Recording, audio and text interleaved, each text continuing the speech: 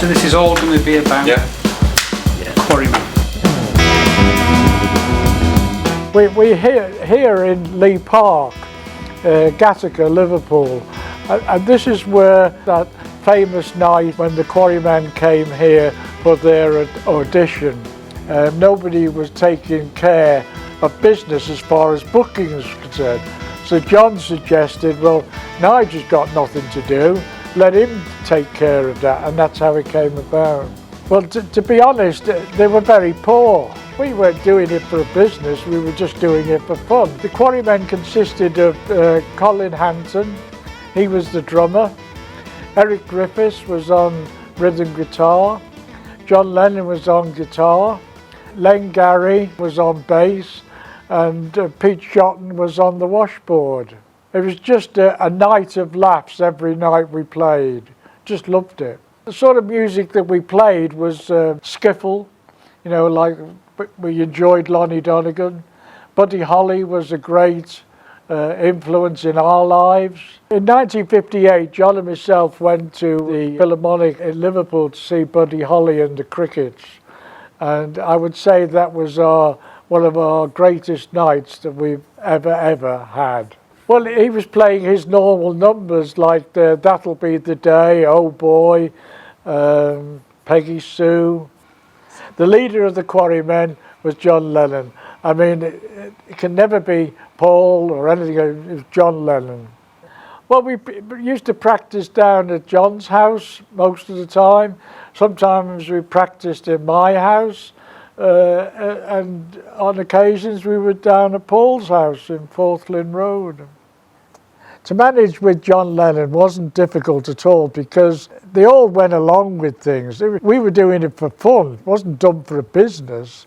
This was just a fun thing. My duties were that I used to put posters in the local shops in Woolton. I had some cards printed. I used to put small ads in the Daily Post and Echo. Or they were young teenage audiences, all teenagers. That's why we went.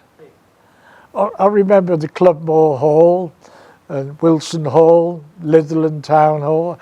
They sort of come to mind to me readily. Well, you know, we were all after the girls. I think this is all part of the fun with the skiffle group. And yeah, we used to run into trouble at some clubs because, you know, we'd be eyeing up some girls on the front and they were already spoken for. Right, well, first of all, I was an apprentice golf pro here.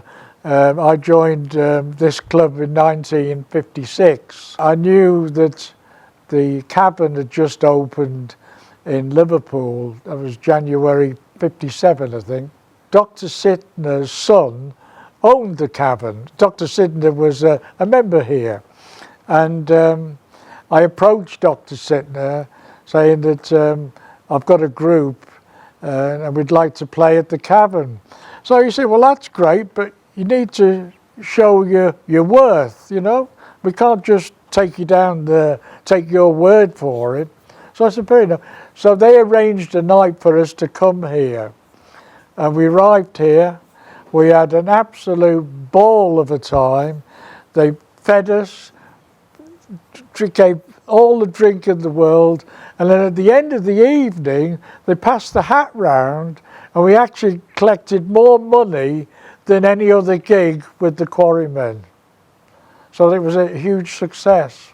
We did Elvis Presley numbers. We did the Del Vikings, Come Go With Me, Buddy Holly numbers, Oh Boy, That'll Be the Day. And they were getting a free night's entertainment. It boosted the bar sales. We got the gig at the Cavern, which we're all thrilled about. And that was a success, other than the fact we did a couple of rock numbers, which was a complete no-no in those days. And Colin got a letter handed to him from Alan Sidner stating that cut out the bloody rock. But that was strictly at that stage a skiffle venue.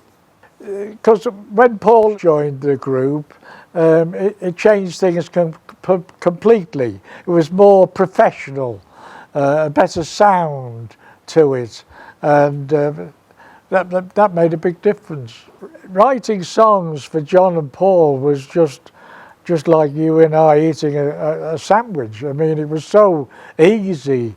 It just come to them, you know, we sort of sit back and think, God, that's amazing, you know, so natural. During practice times, it would happen just the same, you know, and any time on the bus going home, we'd be strumming and something else had come to light. Well, because I used to get an equal share of the fees, and we used to get anything from £3 to £5 basically in those days. And this particular night, they were shelling out the money, and Paul said, well, hang on a minute, how come Nigel's got the full amount? So John said, well, he's part of the group, you know, he's got us the gigs, you know, isn't he allowed to be paid? Yeah, he's the manager, 10% and 10% only. So Colin said, well, I'm doing it for fun, so Nigel can have my share. And but he didn't like it, Paul.